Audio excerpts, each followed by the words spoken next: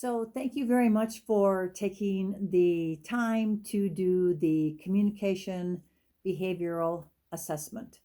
That little diagram of all those words, when you circle those words or you highlighted those words, however you marked them for me, as I explained to each of you individually, then I took those and based upon how you saw yourself and how others see you, I told you your primary and your secondary style, showed you sometimes even your third.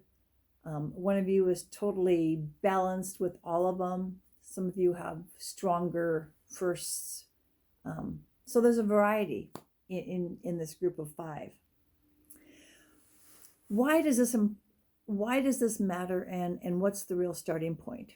Well, the first starting point is you understanding your style.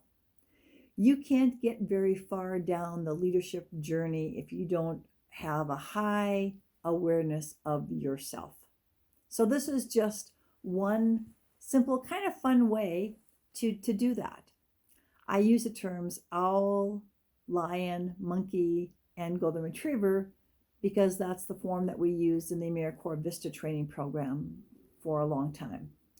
And my research recently showed me that it's actually originally was called the social style, and it was developed, I think, 50 years ago, maybe even 60 years ago now, for research with a private company on the East Coast trying to figure out more about performance issues with their employees. So it's been around for a long time. And from that social styles, then the DISC system was created.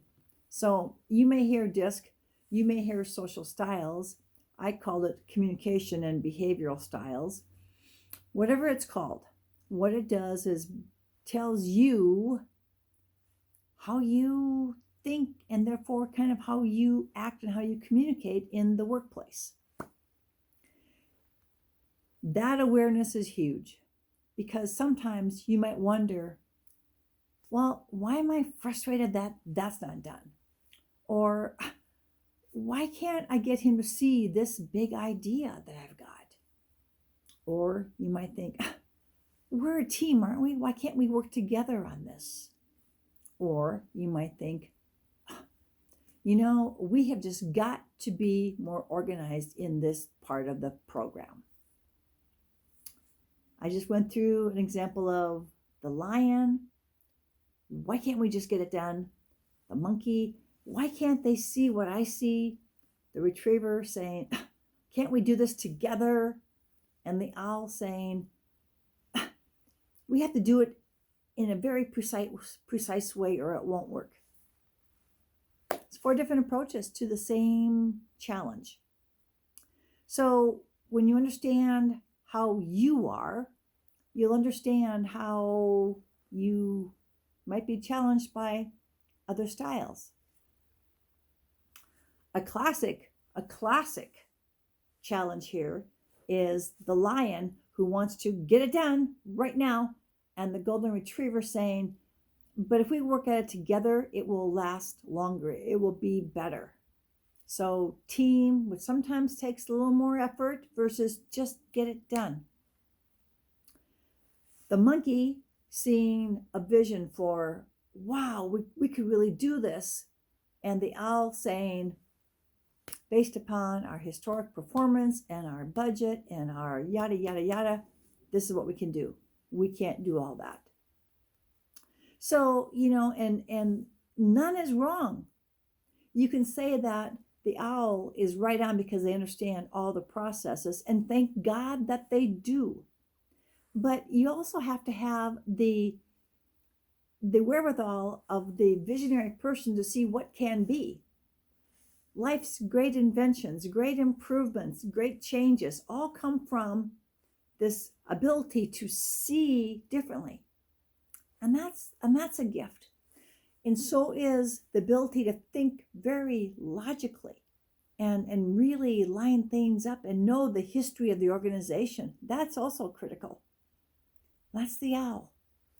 The lion has got to get things done according to the strategic plan and get the goals accomplished and has to justify and get to the bottom line and get it there sooner rather than later.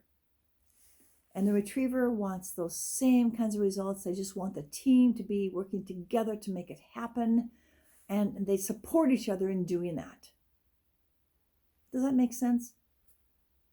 So think about that and think about where you are in that and then where other people may be in that. Another thing to think about is what that means when you are trying to direct or guide people. Knowing other people's styles is not a game to be played. It's an asset to be used to help you communicate. So let's say that everybody has to go in and talk to the lion. And depending upon where you're at, and because some of you are very close in your styles, it might be that you're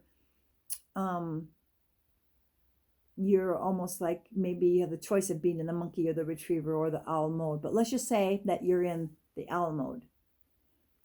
What argument are you going to make to the lion to do something?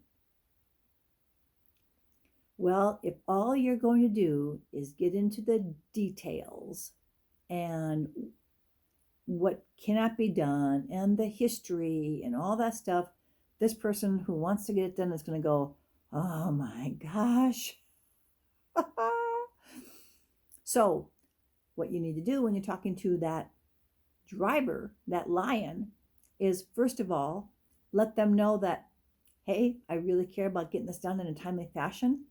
And of course, you want to get it done in a way that meets the budget because you don't want to go over budget. So I have some suggestions on how we can solve this problem with yada, yada, yada. So the lion has heard, we can get it done. We can get it done. Keep me out of jail. This is good. Now the golden retriever comes in, and the golden retriever is thinking team. And they're even thinking that this project would be a great opportunity to build some skills in the team. And the lion just wants it done. What can the golden retriever say to the lion? He can say, we might spend a little bit more time this time, but I've got the training kind of condensed down, and we're going to train everybody at the same time to save time. So instead of 4 separate sessions, I've got 1 session planned. But what we're going to do is, because we're building those skills, they're going to be more efficient on the next one. And the lion will hear, okay, we're going to build people, and that's going to help me get more done later. The monkey has this great idea, and the monkey can be the one that really just sets the lion off because it's like, oh, come on. We don't need another great idea. We got great ideas already we're trying to implement. But the monkey might see the idea related to how other people see it. They're very intuitive, these monkeys. They have a great level of connectedness to how people respond to things.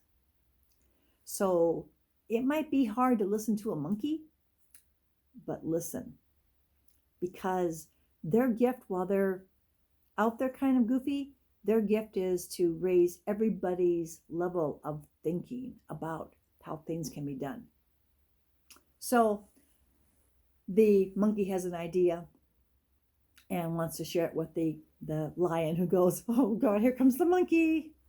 I know, because I'm the monkey and I get that response a lot. Oh no, here she comes. But what you can do is say, I want us to get this done on time, just like you do. But I think I have found a way to make a bigger impact for our users, for our customers, for the Trails Council, for whoever it is. This idea will make something better. Better is always part of the lion's thought process. They want it to be better and better because, they're likely under the gun to make it better. So, does that make sense? That's just a preview to what I want to cover with you on the actual workshop when we get together on Zoom. But I wanted you to think about it that way, and please Read the stuff that I gave you earlier about this so we can dig into it a little bit more and analyze a little bit better what this means in your real world. Okay? So, thank you. And wherever you're at, in this process, it's okay. Just be aware of your own style and start thinking about how your style can maybe drive somebody else up the tree or to the edge or to their other golden retrievers or to roar. And we'll just work on working together. Thanks. See you soon.